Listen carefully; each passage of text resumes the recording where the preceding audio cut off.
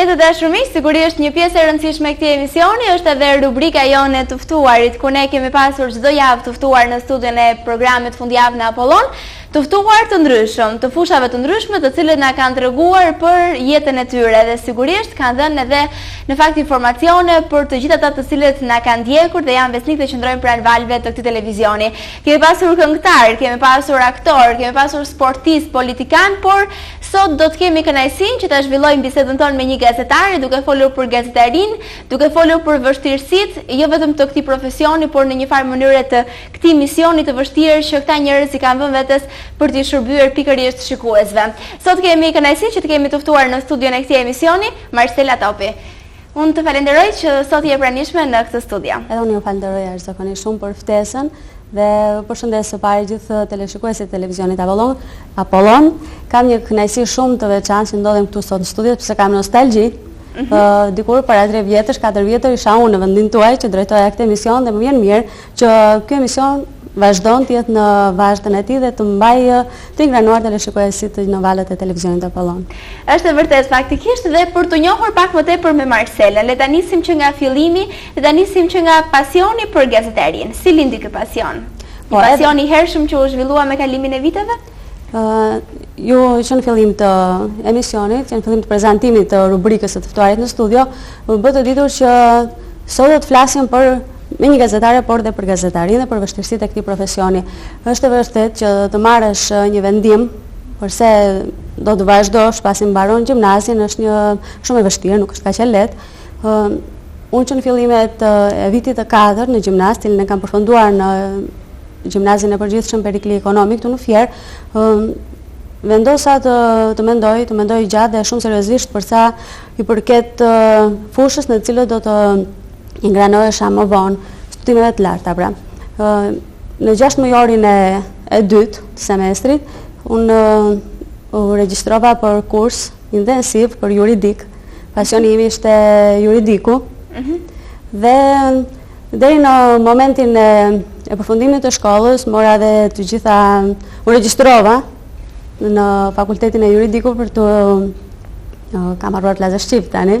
Për të vazhduar studimet e tjera dhe ndërkohë marr një ofertë për të konkurruar në ambasadën rumune në Tiranë, për sa i përket notave që unë kisha, mund të konkurroja denjësisht atje.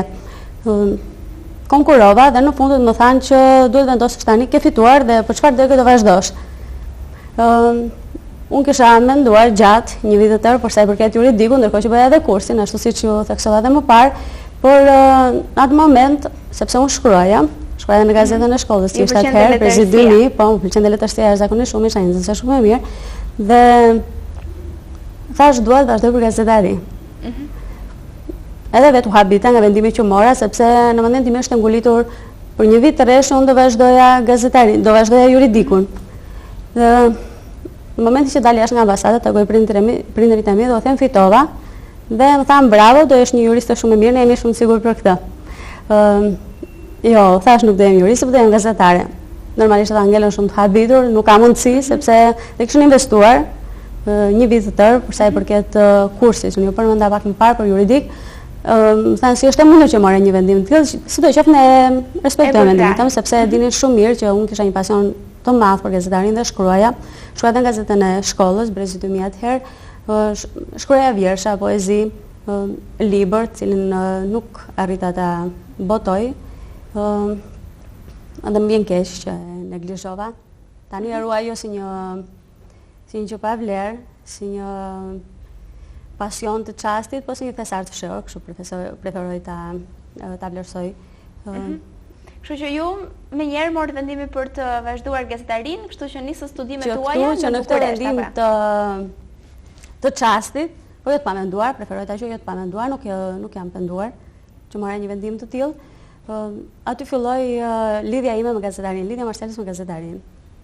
Dhe shkova në Rumani, vitin e parë studiova gjuhën, sepse ky është kusht për studimet atje, duhet të mësosh gjuhën shumë mirë.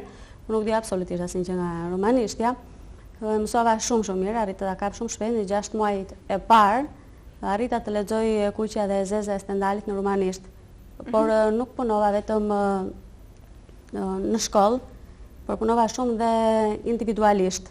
Për të mësuar gjuhën. Për të mësuar gjuhën sa më mirë dhe ja arrita. Ndërkohë, pasi mësuat gjuhën, filluat me njëherë studimet të cilat i vazhdova në Bukuresht. Pak historik për Universitetin e Bukureshtit. Në 23 milion banor që ka Rumania, Universiteti Shtetëror i Bukureshtit pranon çdo vit 80 student. Pra ka kritere jashtëzakonisht shumë të forta. Në qoftë se ngel një vit, siç quhet këtu në Shqipëri, stazh, atë nuk kanë më të drejtën për të vazhduar studimet. Pra ka kritere shumë të rrepta. Unë marrë një vendim shumë të rëndësishëm atëherë. Tash Marcela do përpiqesh shumë që t'ja arrish, ta përfundosh shkollën dhe shumë mirë. Por unë kisha një problem pak sa të vogël, që më bënte herë të ndihesha në kompleks. Cili ishte ai? Unë kisha dëshirën për të shkruar, pasionin për të shkruar, talentin për të shkruar, sepse është një talent, kjo është një dhunti, jo çdo kush ka dhuntin për të shkruar. Dhe por kisha mangësi, kisha një ngërt shumë të madh në të shprehur.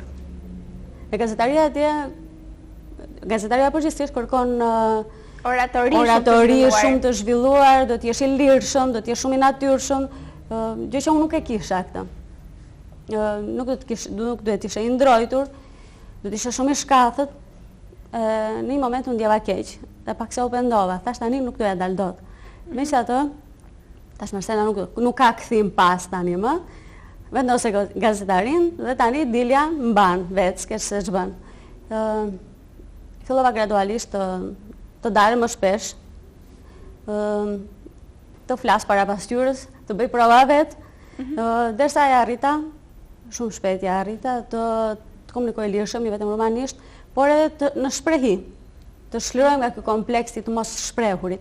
Dhe në shkollë fillova të flisja lirshëm, flisja shumë rrjedhshëm, të shkruaja shumë reportazhe dhe t'i komentoja ato, ndërkohë kërkoja nga profesorët që më ndihmonin, ata kishin kuptuar pasionin tim dhe kur në 4 vite fakultet nuk i thash një profesorit, lutem më shih pak me përparësi sepse jam e huaj, që nuk guxoja ta bëjnë gjë të tilla atje.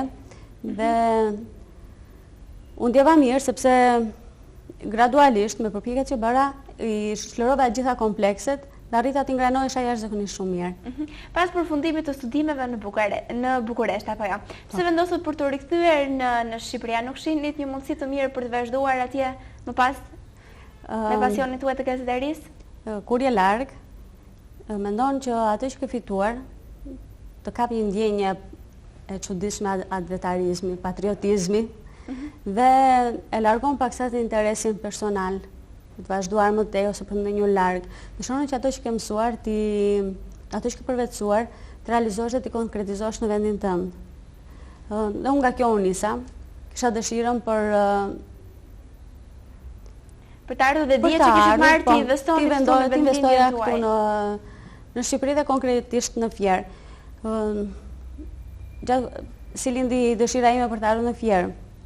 Gjatë pushimeve verore që unë kisha, gjatë përfundimit të viteve shkollore, unë bëja praktikën këtu në Fier, dhe konkretisht tek televizioni Kombi, aty kam filluar.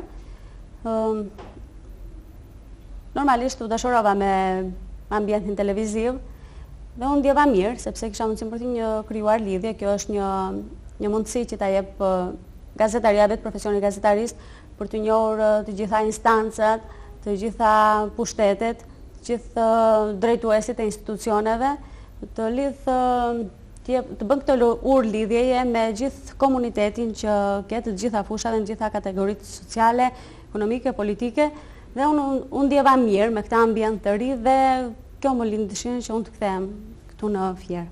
E në fakt e filluat në televizionin Kombi, më pas vazhduat eksperiencën tuaj televizive edhe tek televizioni AVN dhe më pas keni pasur një eksperiencë 2 vjeçare në televizionin Apollon. Po. Kjo është vërtet. Ku keni qenë madje si drejtore informacioni, por edhe drejtuese e disa programeve televizive, një prej të cilave ka qenë edhe një emision mëngjesi, por që ne do të flasim pak më vonë për këtë. Njëkohësisht keni qenë pjesë e stafit edhe të radios.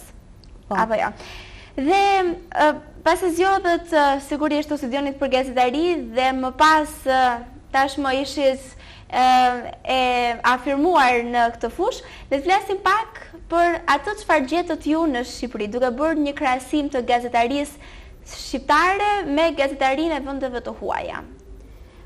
E para e punës, në momentin që mbaron bankat e shkollës, je i frymëzuar nga teori, thjesht nga teoritë e fakultetit, por praktika është një realitet krejt ndryshe. Përballja me mikrofonin, përballja me kamerën, përballja me njerëzit është shumë e vështirë. Nuk është kaq e thjeshtë, saç mund të mendoj çdo kush. Unë mbaj mend shumë mirë daljen e time të parë në emisionin një ditë tjetër, konkretisht, cilin realizova këtu në ambientet e televizionit Apollon. Mbaj mend si sot emocionet, mendoj një natë më parë nuk kam fjetur absolutisht gjithë natën, bëja prova, çfarë do them, si do them, të mësoja vjershëm përmendesh. Dhe në momentin që kam dalë para kamerës, ndjeva një emocion të jashtëzakonshëm, fillova të djersisja nga sikleti. Megjithatë thash do ruaj vetë kontroll, sepse kisha patur dhe disa eksperienca të tjera, siç e tha dhe ju më parë, tek televizioni Kombi dhe tek televizioni AVN, por ishin regjistrime të cilat nëse mund të bëja një gabim, mund ta përsërisja mund ta rregulloja në montazh. Por eksperienca drejt për drejt është diçka krejt tjetër. Janë emocione të jashtëzakonshme. Nëse mund të bësh një gaf të vogël, nuk ka mundësi për ta kthyer mbrapsht, për ta korrigjuar, kështu që duhet të kishe një vetë kontroll të jashtëzakonshëm. Doli mirë emision, pak në për mua, ai qëllim që unë kisha vërë vetes, nuk bëra gafa, nuk pata lapsuse dhe kjo më bëri të ndihem mirë. Me fjalë, dhe më pas tash e të mërshme, ka shumë që nga më të mërruar, ka shumë që nga më stresuar. Sepse më pas ka që vazhdo në rrjedhën e saj? Pastaj, kjo është hera parë, është vështirë. Mirë, ju më treguat faktikisht për eksperiencën tuaj të parë dhe emocionet e para që kishit të ndjerë pikërisht kur kishit qenë këtu në studio.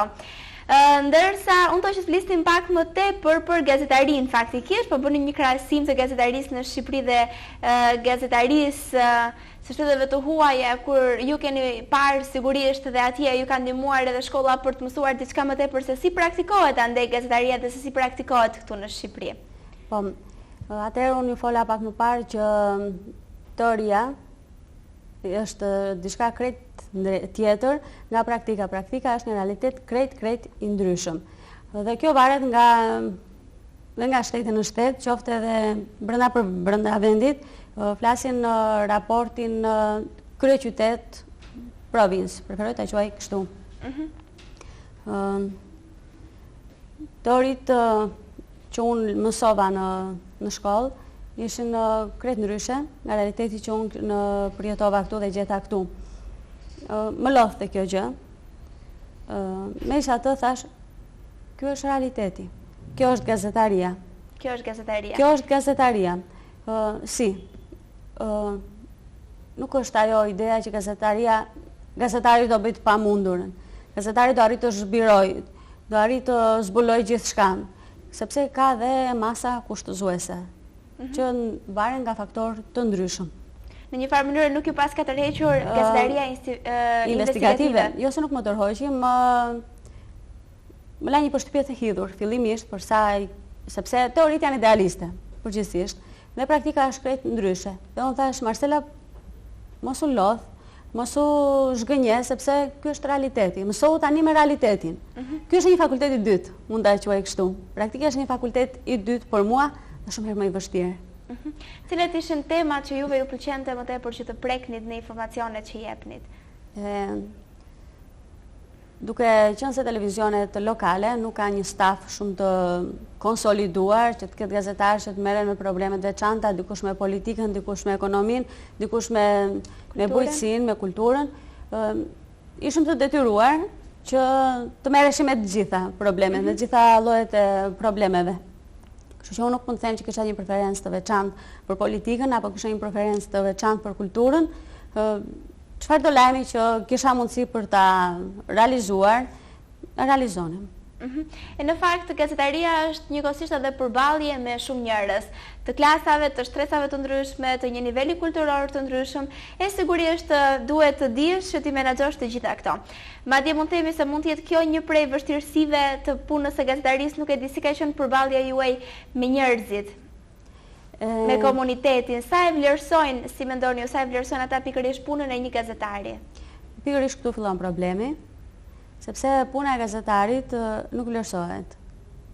Ashtu si që duhet vlerësuar faktikisht, sepse është një punë shumë e denjë dhe shumë e vështirë. Në ratë parë, në puna e gazetarit paragjykohet. Se paragjykohet? Ju ku e keni ndjerë paragjykimin? Paragjykohet kam ndjerë unë këtë. Në momentin që një gazetar në lokal bëhet publik, bëhet në shënjestër të shumë problemeve, do e quaja. Dhe kjo të bënd ndjesh keq. Cilët janë këto probleme? Problemet janë qoftë karakterit personal, qoftë dhe ato të profesional. Sepse ti është gazetar, i pavarur, është të vështirë. Do mbash nga një krah politik. Është e vështirë të kesh pamëshmëri politike në gazetari? Jo, nuk është e vështirë.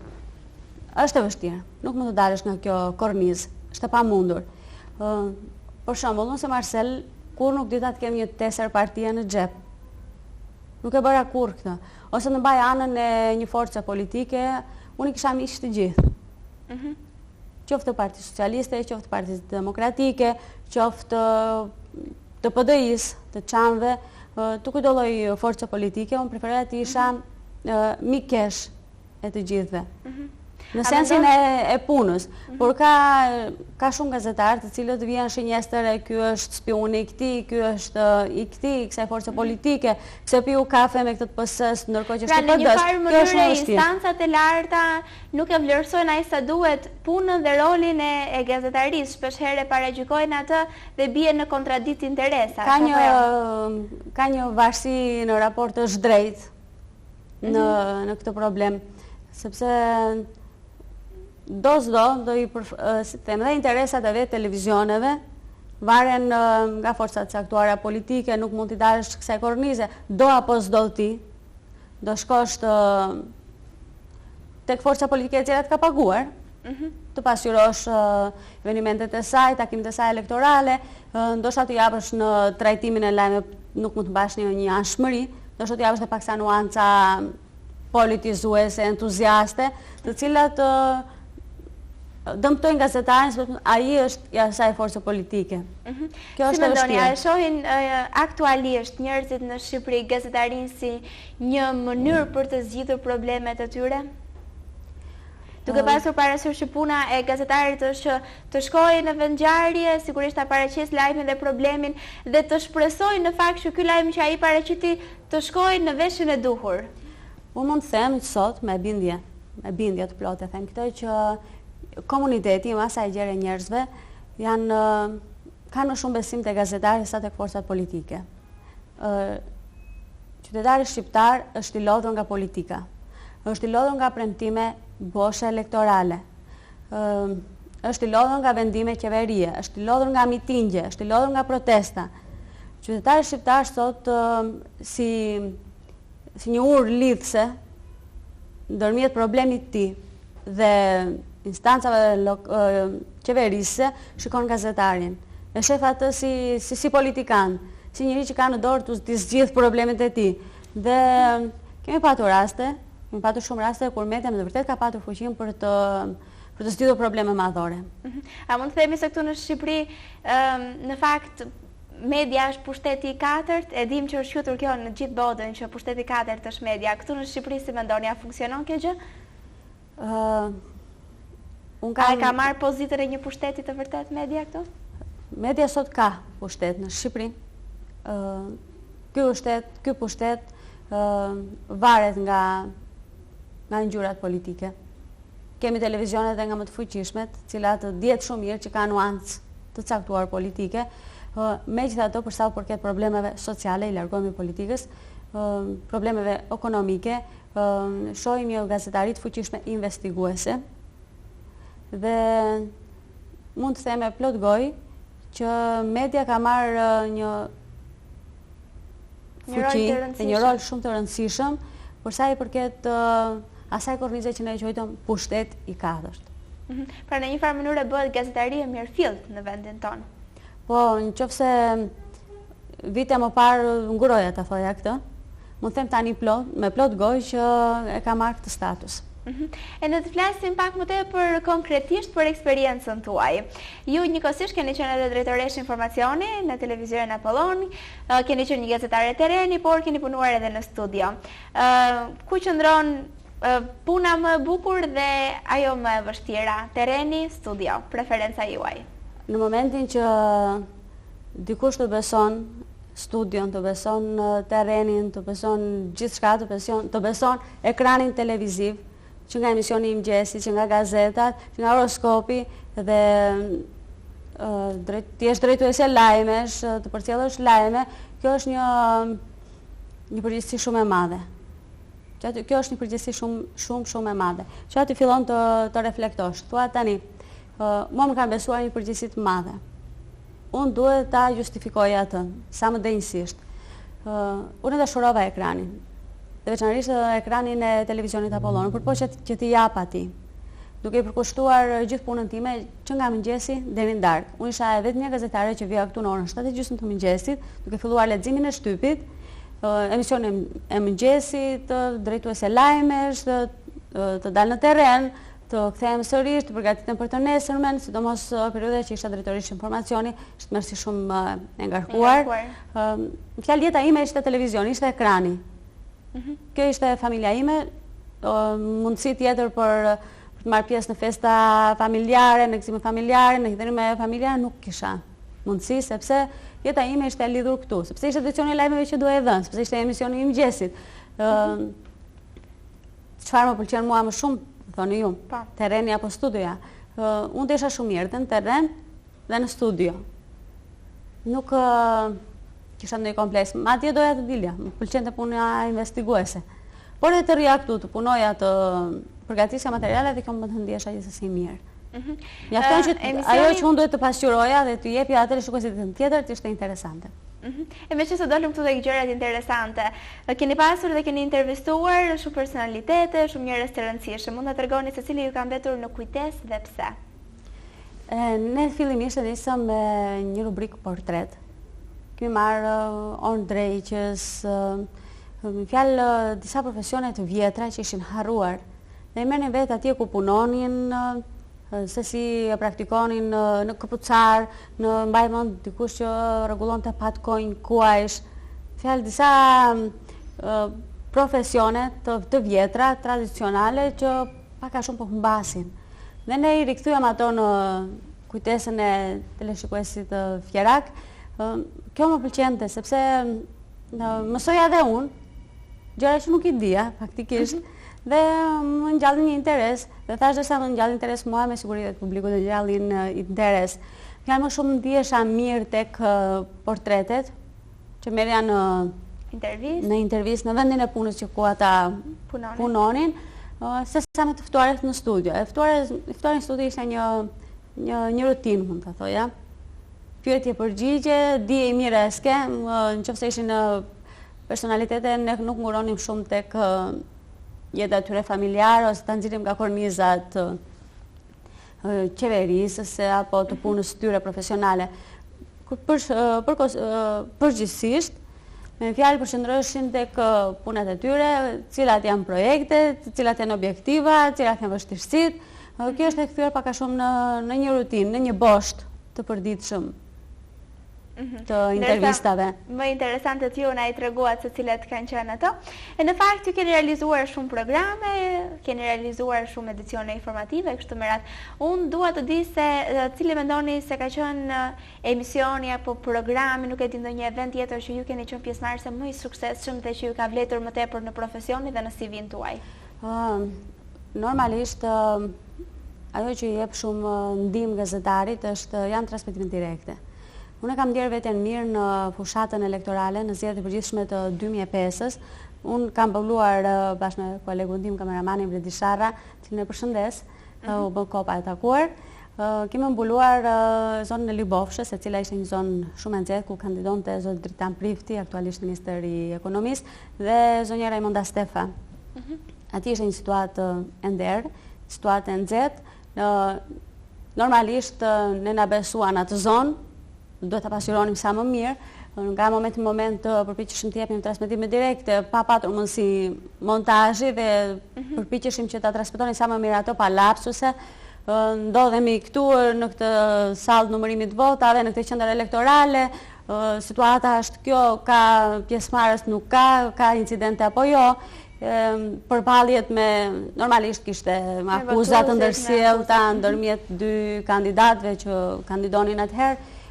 Duhet merrje intervistë nga njëri, përballje nga tjetri, duhet të... Pra në një farë ka qenë një periudhë intensive, por që... Intensive që mua më ka ndihmuar shumë në punën time.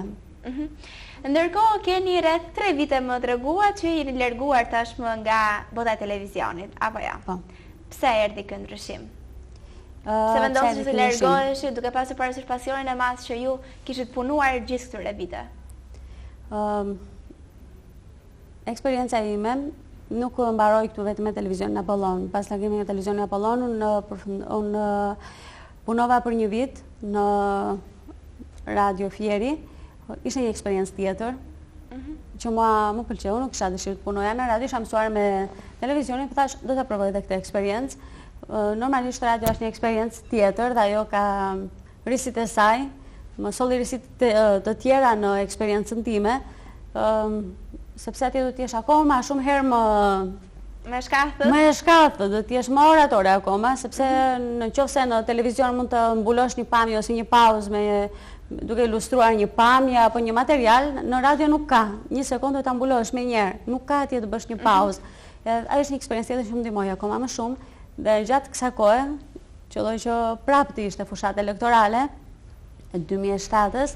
Unë pata mundësim për të qenë konferenciere, punova shumë me Lufter Xhuvelin, me Partinë Agrare, konferencat që ata drejtonin këtu, me kandidatët që ata paraqesnin, duke patur në krah zotin Sali Berisha, ministra, ndërkohë dhe nga koalicioni i Majt, ftuan në Roskovec, dhe atje unë ndjeva mirë gjatë prezantimit tim si konferenciere.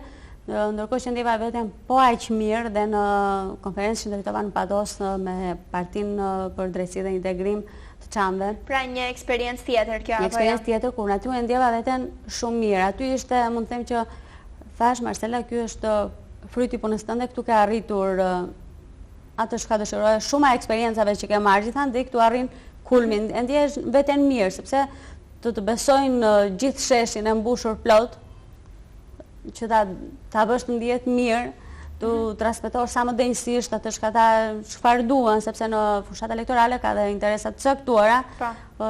Hidhet një shumë e madhe parash, duhet të dish të justifikosh ato, sepse konferencieri është, ta them, ai që e rregullon të gjitha. Do të di të bëj shumë mirë, gjithë ato investim mund ta nderoj, ose mund ta rrëzoj për tokë me shumë lapsuse. Atëherë vendosë që të largoheshit nga kjo profesion? Vendosë të largohesha. Tash në momentin që unë ndjeva veten mirë, ndjeva kënaqësinë e profesionit, e fryteve të profesionit të gazetarisë, thash Marcela tani duhet të bësh diçka tjetër.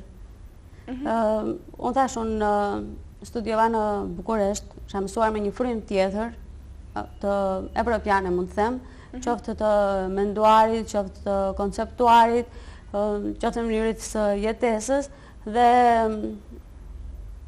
i Fieri më lodhte.